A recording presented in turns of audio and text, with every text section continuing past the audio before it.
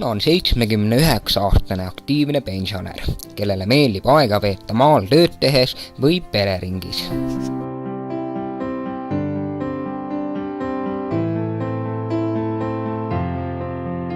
Aheltama panevad dekoratsioonid keskuse vaateaknaid. Vanaisa pane vaiksemaks. Mis tõldes hoopis vahet tähendab tõeline kaubamärk. Pillavad vaateaknaid.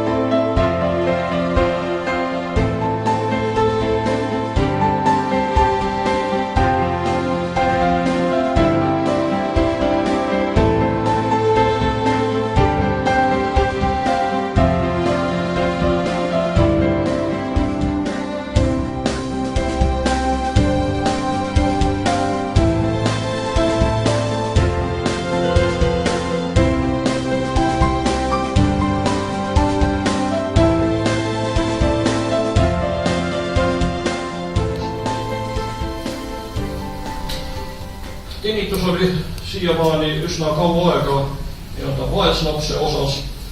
Sellest on hakatud rääkima alles viimasel ajal ja seda on hakatud tunnistama ka puudena. Ja inimesed, kes on asjast huvitatud, on moodustatud